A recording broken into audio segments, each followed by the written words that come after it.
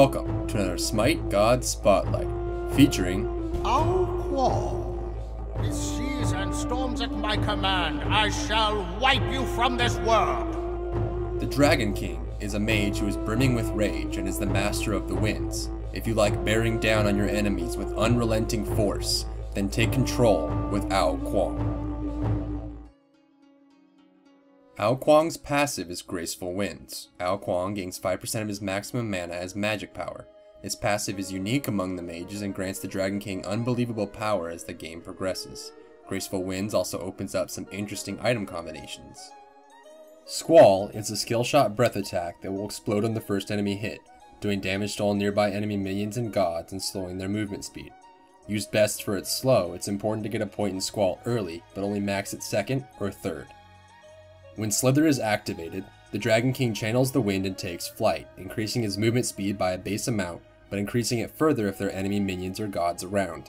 The increase is per minion up to a cap, but the movement bonus is automatically capped if there is an enemy god nearby.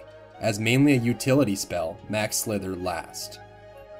Tornadoes is a ground targeted ability that creates a set of tornadoes at the specified location. After a short duration, any enemies caught within the radius will be applied a damage over time effect. While within the tornado, this effect is constantly reapplied, so stepping back into the radius will refresh the duration. As Kuang's main source of damage, max tornadoes first. Kuang's ultimate ability is Spirit's Tempest. The Dragon King summons a fallen dragonkin to breathe death upon his enemies in a line. The spell has a short delay, but if landed will knock up all enemies hit and deal a large amount of magic damage. I would suggest that you run, but it won't make a difference. Most players underestimate the speed bonus from Slither, so use this to your advantage. A quick direction change with Slither may throw others off guard enough for a daring escape. Kuang's only real comfort is his bursts of speed. Consider getting the speed buff often, and use your mobility to position yourself well and keep yourself alive. Tornadoes has a considerable delay before it applies the damage over time effect. However, the same delay that can cause logistical challenges can also be used to clear entire minion waves. Place the tornado so that the melee minions walk through it, but keep traveling far enough for the ranged minions to stop inside of it. With enough practice, Kuang can become a formidable pusher. Spirit's Tempest has incredible range. Once you are comfortable landing it, do not be afraid to snipe your enemies. A nice trick is if you are being chased, place your ultimate in a forward direction. Because of the delay, the enemy god chasing you will step onto Spirit's Tempest damage zone before it goes off. This will ward them off or net you a kill. If you are low enough, the enemy will be very intent on chasing you, which will distract them from dodging any spells.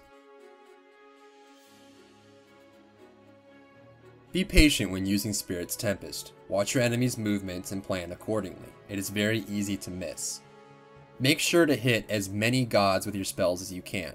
Kuang can be very disruptive in team fights with his area of effect damage and slows. A well-placed Spirit's Tempest can put the enemy team on the back foot, giving your team just the edge needed to win. Spirit's Tempest is about the width of the jungle corridors, so if you feel a fight is about to break out, try to lead it into the jungle. With Kuang's speed and slows, it is easy to kite enemy gods through the jungle and around corners. During teamfights, always be ready to disengage but also to re-engage. Kuang is fragile, but difficult to chase. If the teamfight is sporadic, place your tornadoes in areas that must be traveled through, as in a retreat route or to block a path between you and the enemy team. Take tornadoes at level 1 followed by Squall to give yourself a nice kit to fight back with during the laning phase. You're going to want to prioritize Spirit's Tempest, then tornadoes, Squall, and finally Slither as you level. Most of your damage will come from tornadoes and Spirit's Tempest, and all of your utility will come from Squall and Slither. Make sure to grab a point in Slither early on, as it will undoubtedly get you out of some difficult situations. In a standard game, I like to start with Magi's Boots and then pick up a Warlock's Sash. Kuang's passive affects the items he chooses, such as Magi's Boots, which provides a 62.5 magic damage bonus. Warlock's Sash with full stacks provides a whopping 118 magic damage. This combined with the extra HP makes Warlock's Sash an excellent first buy. I follow this with a Rod of Tahuti and a Gem of Isolation. The Gem of Isolation will apply it slow for the entire duration of Tornado's effect.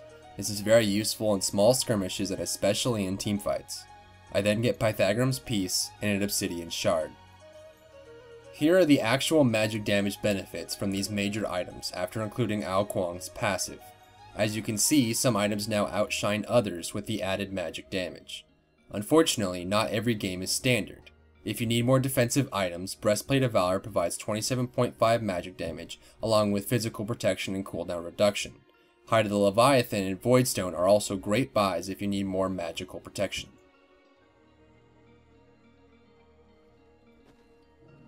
Ao Kuang operates solely on landing Squall and following up with tornadoes. If you can avoid his slow, it is easy to escape tornadoes. The biggest thing to keep in mind while facing Ao Kuang is to stay alert.